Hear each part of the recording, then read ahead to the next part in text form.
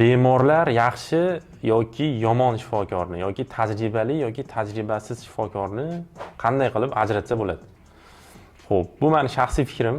Demak, yaxshi shifokor yoki tajribali shifokor hech qachon bemorga garantiya bermaydi. Ya'ni sizni misol uchun bepushtlik bilan murojaat qilib borgan bo'lsangiz, farzandsizlik bilan murojaat qilgan bo'lsangiz, sizni 100% farzandli qilib boraman deb hech qachon sizga garantiya bermaydi. Chunki tibbiyotda hech qanaqa kafolat yo'q. Tibbiyotda faqatgina imkoniyat bor xolos. Ikkinchidan, shifoni Alloh beradi. Shifokor faqatgina sababchi xolos.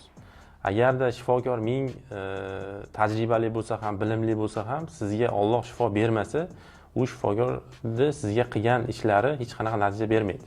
Shuning uchun shifokor qabuliga borganingizda sizga shifokor kafolat bersa, bu shifokor katta ehtimol bilan sizdan moliyaviy foyda ko'rmoqchi yoki tibbiyotni biznesga aylantirgan deb hisoblasak bo'ladi. Shuning uchun hech qachon shifokor tanlashda adashmang, sog'ligingizga e'tibor bering.